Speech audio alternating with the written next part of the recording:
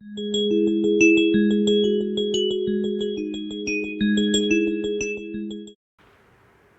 Friends, स्वागत है आपका आपके अपने चैनल फ्यूचर जज में। तो आज हम आप सभी के लिए लेकर आ गए हैं कॉन्स्टिट्यूशन ऑफ इंडिया के ऊपर पूरी लेक्चर सीरीज़।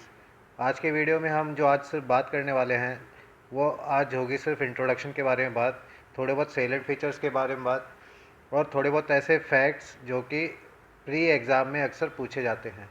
जी हाँ दोस्तों, हम बात करेंगे सिर्फ एग्ज़ाम ओरिएंटेड पढ़ाई की, और हम इसमें से कॉन्स्टिट्यूशन में से भी जो एग्ज़ाम में ज़्यादा इंपॉर्टेंट है, जो एग्ज़ाम में ज़्यादा पूछे जाते हैं, हम उसके ऊपर ज़्यादा फोकस करेंगे।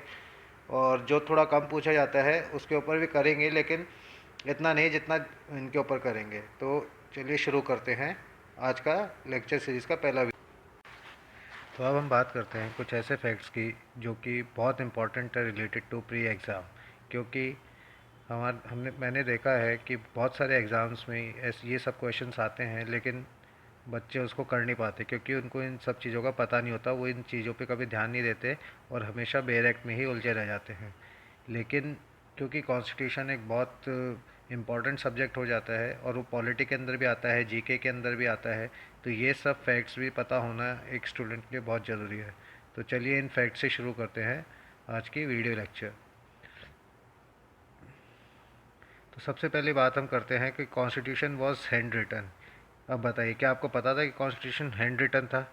कॉन्स्टिट्यूशन को हिंदी और इंग्लिश दोनों लैंग्वेज में लिखा गया था, हिंदी एंड इंग्लिश दोनों लैंग्वेज में लिखा गया था, लेकिन इसे प्रिंट या टाइप दोनों ही नहीं किया गया था। ये एक हैंड रिटन कॉन्स्टिट्यूशन था, जो कि जितना ये लेंदी कॉन्स्टिट्यूशन है पूरा का पूरा हैंड रिटन है और दोनों लैंग्वेज में लिखा गया था, हिंदी और इंग्लिश। और इसको लिखने वाले जो थे उनका नाम था प्रेम। आप सब नोट करते जाइएगा क्योंकि ये बहुत इम्पॉर्टेंट हो जाते हैं, ये क्वेश्चंस आ भी जाते हैं एग्ज़ाम में, और ये काफ़ी स्कोरिंग और आपको दूसरों से आगे ले जाने में मदद करते हैं। प्रेम बिहारी नारायण राय ज़्यादा। तो किसने लिखा था इंडियन कॉन्स्टिट्यूशन, जो कि हैंड रिटन था, और किसकी हैंड राइटिंग में वो लिखा हुआ है? प्रेम बिहारी नारायण राय ज़्यादा। किसकी में? प्रेम बिहारी नारायण राय ज़्यादा। याद रहे, आप ये नोट ज़रूर कर लीजिए।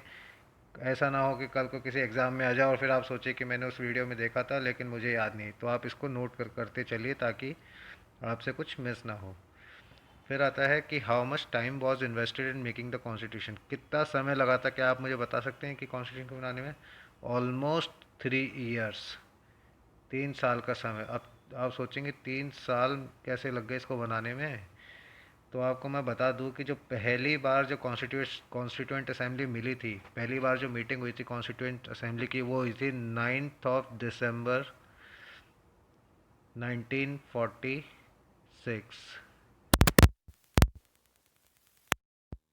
फर्स्ट मीटिंग हुई थी।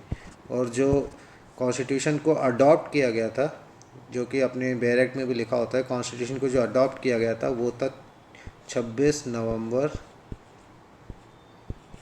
1949। तो ऑलमोस्ट देखा जाए तो 3 ईयर्स हो जाते हैं। तो आपके लिए दो इम्पॉर्टेंट डेट्स हो गई। अगर कुछ मिस हो जाए तो वीडियो को दोबारा देख लेना, लेकिन ये सब फैक्ट्स आपको पता होना चाहिए, तो आप प्लीज़ इनको मत छोड़िएगा। तो 26 नवंबर 1949 को तो कॉन्स्टिट्यूशन को अडॉप्ट किया गया था, और पहली जो मीटिंग हुई थी कॉन्स्टिट्यूंट असेंबली की वो हुई थी 9 दिसंबर को, 9 दिसंबर 1946 को। तो ये तीन चीज़ें आपको पता होनी चाहिए कि ऑलमोस्ट 3 साल इसको बनाने में लगे थे। तो on what date it was on what date it was adopted, ये अपन कर चुके हैं। On what date it was signed. अब इसको साइन कब किया गया था? इसको जो साइन किया गया था वो किया गया था 24 जनवरी 1950, 1950। 24 जनवरी 1950 को इसको साइन किया गया था। अब और 2 दिन बाद ही, after signing the constitution of India, just after 2 days इसको एनफोर्स भी कर दिया गया था। Enforcement on 26 January. ये अक्सर एग्ज़ाम में देखा है मैंने ये question, when was constitution of India was enforced, when did constitution of India was adopted by the constituent assembly, ये सब मैंने क्वेश्चंस अक्सर देखे हैं एग्ज़ाम्स में, जो कि पॉलिटी में पूछ लेते हैं और नॉर्मल कॉन्स्टिट्यूशन सब्जेक्ट के अंदर भी पूछ लिए जाते हैं।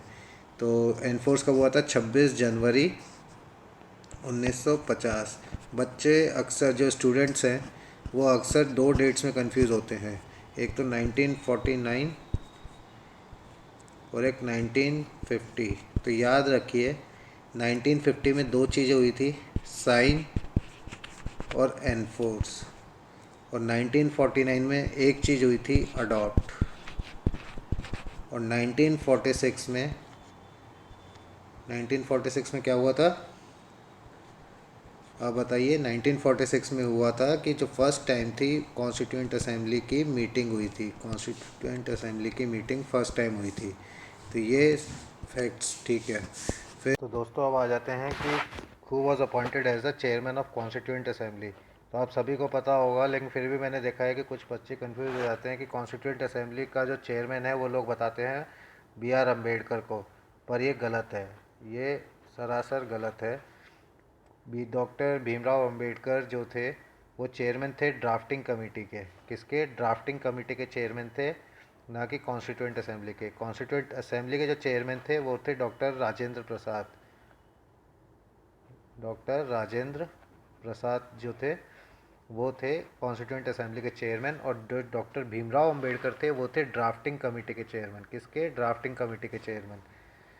ये मैंने बहुत बार देखा है कि बच्चे अक्सर इन दोनों में कंफ्यूज हो जाते हैं कि वो डॉक्टर भीमराव अंबेडकर को कॉन्स्टिट्यूएंट असेंबली के चेयरमैन समझ के आंसर गलत कराते हैं और नंबर -0.25 हो जाता है उनका। अब एक फैक्ट मैं बताना भूल गया आपको कि 26 जनवरी की जो डेट थी वो था कि कॉन्स्टिट्यूशन को उस दिन adopt, sorry sorry sorry sorry sorry 26 नवंबर की जो डेट थी वो था कॉन्स्टिट्यूशन को अडॉप्ट किया गया था, और वो ही दिन सेलिब्रेट किया जाता था एज लॉ डे, जिसको बाद में बदल के नाम रख दिया गया कॉन्स्टिट्यूशन डे।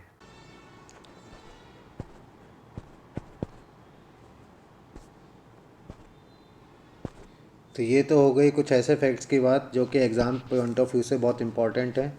अब आगे चलते हैं अपन साइलेंट फीचर्स के ऊपर, जो कि कॉन्स्टिट्यूशन के साइलेंट फीचर्स क्या हैं वो भी देख लेते हैं, ताकि आज की वीडियो थोड़ी इन्फॉर्मेटिव और हो जाएगी। तो साइलेंट फीचर्स में सबसे पहले हम बात करें तो सबसे पहला जो साइलेंट फीचर आता है वो आता है इसका lengthiest constitution in the world. क्या आता है सबसे पहला? Lengthiest constitution in the world. तो आपको अगर पता हो, एक फ़न फैक्ट है कि यूएस में जो यूएस कॉन्स्टिट्यूशन है उसमें ओनली 7 आर्टिकल्स हैं, और इंडिया का तो आपको पता ही है कि इसमें कितने आर्टिकल हैं।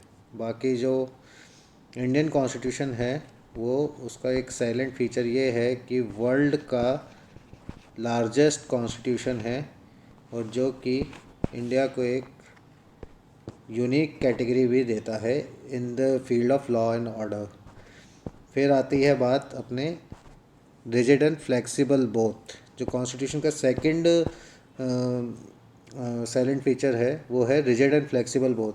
तो कॉन्स्टिट्यूशन को इस तरीके से ड्राफ्ट किया गया है कि इसको अगर अपन रिजिड कहें तो भी गलत नहीं है, और इसको अगर अपन फ्लेक्सिबल कहें तो भी गलत नहीं है। क्यों? क्योंकि इसमें दोनों तरीके के प्रोविज़न्स मिले जाते हैं। दोनों तरीके के प्रोविज़न्स मिले जाते हैं। रिजिड प्रोविज़न अगर देखा जाए तो फिर किसी कॉन्स्टिट्यूशन के अंदर अमेंडमेंट करना इतना आसान नहीं है। जैसे आर्टिकल 368 है, तो आर्टिकल 368 अपने बहुत सारी चीज़ें बताता है, 7 चीज़ें ऐसी देता है जिसमें अंदर अगर वो अमेंडमेंट करना है तो स्टेट्स का रेटिफिकेशन भी लेना पड़ता है। यहाँ तक कि बहुत सारे ऐसे प्रोविजंस हैं जिसमें स्पेशल मेजॉरिटी, सिंपल मेजॉरिटी, ये सब हम आने वाले वीडियोस में कवर करेंगे। तो एक तरीके से अमेंडमेंट करना is not easy, but amendment can be there, so it is also flexible. So rigid and flexible both. अभी तक कॉन्स्टिट्यूशन में, ये हटा दे, ये वाला हटा दे, आपसे चालू कर। और जो तो थर्ड साइलेंट फीचर के बारे में बात करें अगर अपन, तो वो होता है federal and unitary. Federal and unitary मतलब क्या होता है कि एक फेडरल गवर्नमेंट है और एक यूनिटरी गवर्नमेंट है। इंडिया में दोनों देखा जाता है, जितनी पावर सेंटर के पास है उतनी पावर स्टेट के पास भी होती है। दोनों दोनों के अंदर डिवीज़न जित दोनों के अंदर डिवीज़न होता है, पावर्स का डेलीगेशन होता है पावर्स का। लेकिन अगर इमरजेंसी की सिचुएशन आ जाए तो क्या होगा, सेंटर अपने हाथ में कंट्रोल ले लेती है, तो उस टाइम आप उसको फेडरल फॉर्म ऑफ गवर्नमेंट नहीं बोल सकते हैं, वो यूनिटरी फॉर्म ऑफ गवर्नमेंट हो जाती है। लेकिन जब ऐसी कोई इमरजेंसी नहीं होती है तब आप इसको फेडरल फॉर्म ऑफ गवर्नमेंट बोल सकते हैं। तो एक तरह से दोनों के दोनों ही इसमें होता है। फिर आता है parliamentary form of government. Parliamentary form of government तो इंडिया के अंदर प्रेसिडेंशियल फॉर्म ऑफ गवर्नमेंट नहीं होती है, बल्कि पार्लियामेंट्री फॉर्म ऑफ गवर्नमेंट होती है। पार्लियामेंट ही सारे लॉज वगैरह पास करती है। पार्लियामेंट का ही काम होता है टू फॉर्म लॉज, और प्रेसिडेंट उस पर साइन करता है। जबकि यूएस में देखा जाए तो president is the head. India में भी प्रेसिडेंट को हेड बोला गया है, लेकिन पार्लियामेंट के पास ज़्यादा पावर्स गिवन है एज़ कंपेयर टू यूएस। फिर आता है अडल्ट सफरेज। अडल्ट सफरेज का मतलब ये हो गया कि इंडिया में जो वोटिंग एज है, जो वोटिंग राइट्स हैं, सॉरी वोटिंग एज नहीं, वोटिंग राइट्स हैं, वो डिसाइडेड है on the basis of age. Means if you are 18 above then you are eligible to give vote. फिर फ़र्क नहीं पड़ता कि आप मैन हैं, आप वुमेन हैं, आप चाइल्ड हैं, आप डिजीज़्ड, आप किसी डिजीज़ से सफ़र कर रहे हैं, आप ब्लैक हैं, आप वाइट हैं, आप कुछ भी हों, कोई फ़र्क नहीं पड़ता। बस आपकी एज 18 होनी चाहिए, मतलब आप अडल्ट होनी चाहिए, तो आप वोटिंग के लिए एलिजिबल हो जाते हो। तो ये एक साइलेंट फीचर हो गया अपना इंडियन कॉन्स्टिट्यूशन का, जो कि बहुत ही एक अच्छा फीचर है और सबको एक इक्वालिटी की तरफ लेके जाता है। फिर आता है अपना सिंगल सिटीजनशिप।